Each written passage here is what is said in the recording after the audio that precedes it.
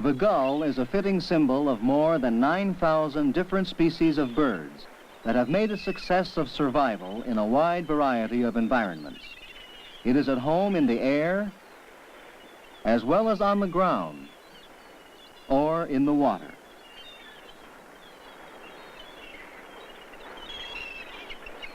A warm-blooded vertebrate with a covering of feathers. This is one of the classic definitions of a bird. What isn't generally realized, however, is that the light, fluffy feather of a bird is closely related to the scale of a reptile. In fact, feathers have the same chemical composition as scales. This has given rise to the expression that birds are glorified reptiles. A comparative study of living reptiles and birds and the fossil remains of their prehistoric ancestors indicates similarities of evolutionary development. For instance, the skeleton of one of these ancient reptiles, the Ornithosuchus, bears some striking similarities to the skeleton of a bird.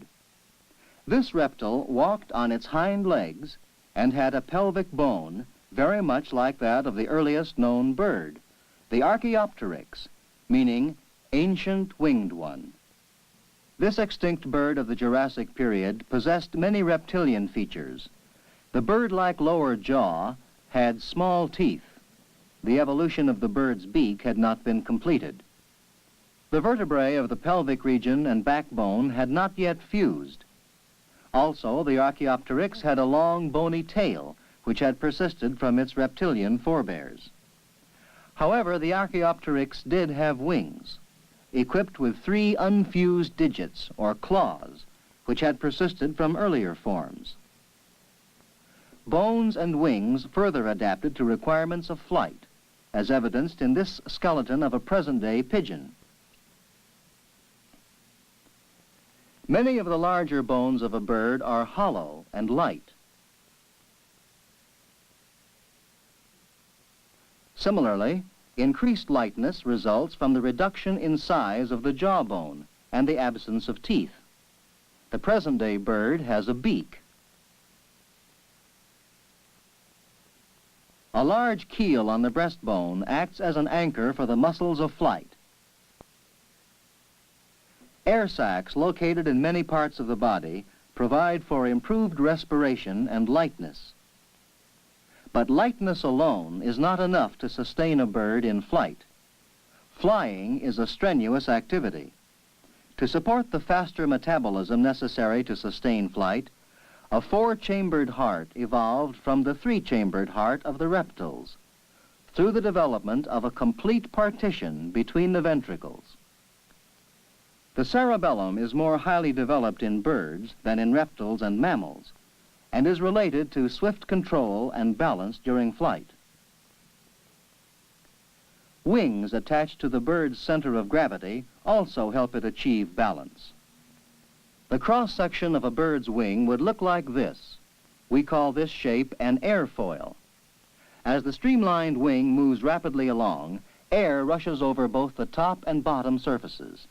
Because of the curvature of the upper surface of the wing, the air along this surface has to move faster. This creates lift.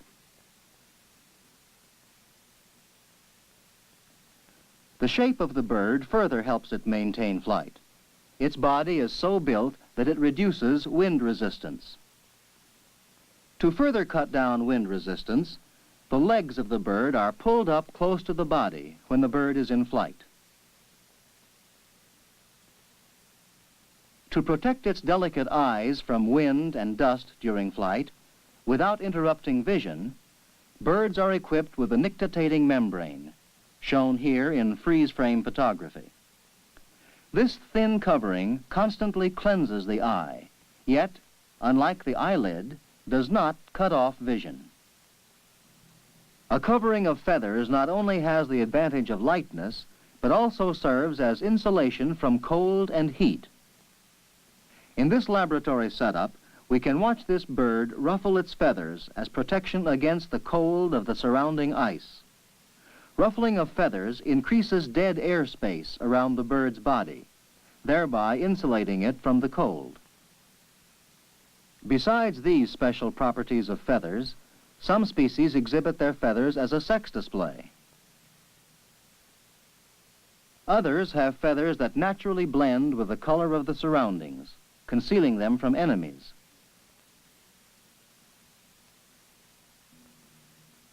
Note how the pheasant's feathers help it hide among the fall leaves.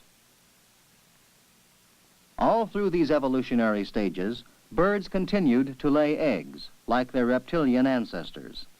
In this way, the young could develop outside the mother's body, leaving her unburdened for flight. After the eggs have hatched, the mother bird can leave its young and fly off in search of food.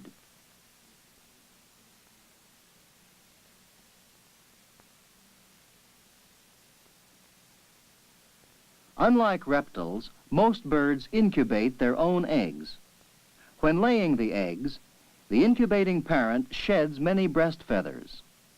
Thus exposed, the skin becomes inflamed and warms the eggs for proper development. Along with laying eggs, a nest-building instinct evolved. Some birds, such as the robin, build a new nest for each clutch of eggs, even when there is an old, unused nest nearby. Certain other birds, such as the osprey, maintain the same nest year after year, usually at a site which affords a commanding view for its predatory eye. Some swallows build their nests at the end of tunnels they dig in banks of earth, hence their name, bank swallows. This nest in a dead tree stump belongs to a tree swallow. Not all birds, however, build nests. The cowbird leaves its speckled eggs in other birds' nests. Unknowingly, the parent robin will hatch the cowbird eggs and feed the young along with its own. Parental feeding of the nesting young is instinctive. Most newborn nesting birds are unable to feed themselves and would die if left unattended.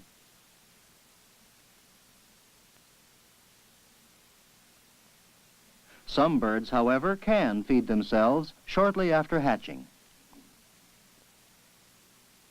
Usually, we associate birds with flying. But not all birds fly. Flippers help the penguin get about on land as well as underwater. Indeed, the flippers make it possible for the penguin to literally fly underwater. The wings of this bird also have lost their original function.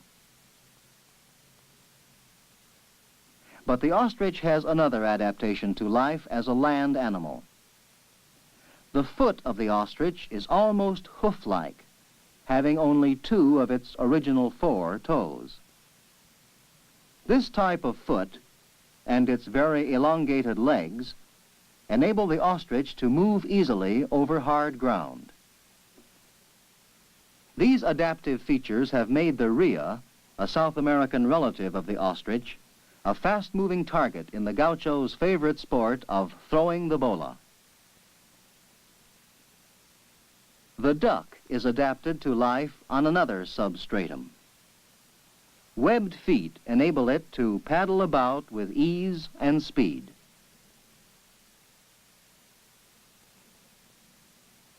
The jacana's feet enable it to literally walk on water plants, where it can find many kinds of insects to feed upon.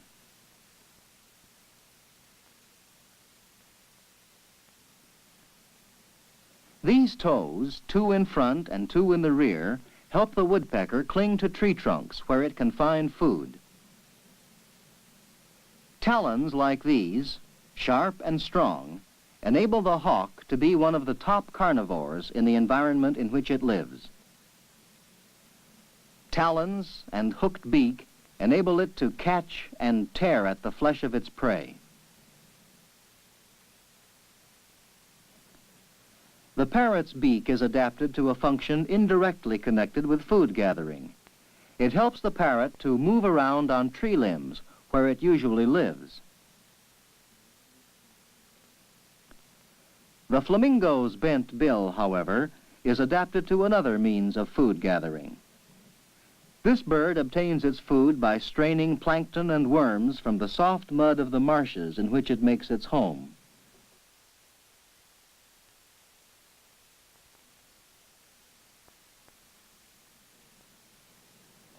The pelican is an example of a bird uniquely adapted for its dependence on fish. Its great wings and bill pouch enable it to carry off whole fish that it catches. Possibly most distinctive of all is the tube-like beak of the hummingbird, which enables it to draw in the nectar from flowers. In every environment, niches will be found that are filled by birds. In each case, these birds are uniquely adapted by beak, size, coloration, feet, and other aspects of their body plan. Also, each species of bird is adapted to survive by behavior patterns that are inborn, such as the killdeer distracting its enemy by feigning injury in order to protect its nest.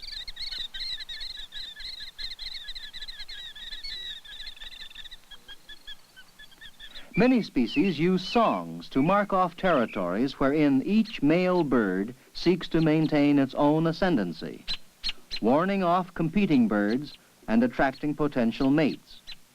Others perform elaborate ritual dances. By this annual dance, the male sharp-tailed grouse competes for first choice of the hens.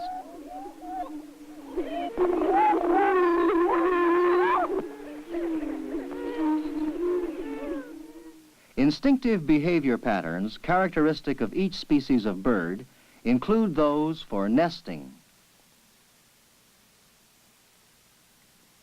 care of the young, and, in the case of the wild goose, migration. Migration is the seasonal passage of birds from one region to another.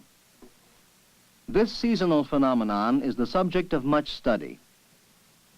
What factors trigger this behavior? For example, is the changing length of daylight a factor?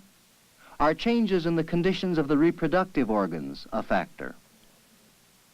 In this laboratory, the daily hours of light and dark can be regulated. The relationship between the length of daylight and the seasonal habits of the birds is studied. The birds in these cages are bobolinks, a migratory species. Here, a variety of phenomena related to migration habits are investigated. The problem is to learn the relationship, if any, between the period of light and the condition of the reproductive organs. This bird is being anesthetized for a smear test of sperm to see how far the sperm have matured. Such maturation of the sperm and the accompanying increase of body fat are signs of approaching readiness for migration.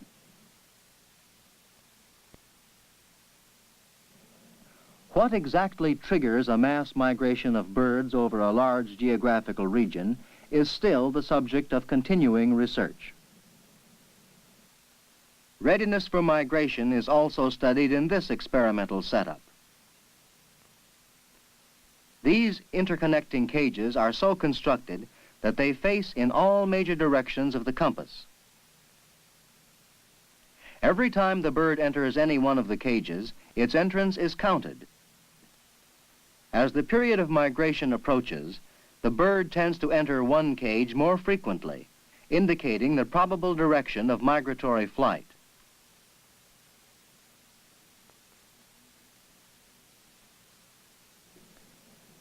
Many questions are still unanswered. How do birds find their way during migration? Are they sensitive to the magnetic field of the Earth? Have they some other means for orientation? Do they navigate by the sun and stars? Many experiments are being conducted in search of a better understanding of migration and other aspects of bird behavior.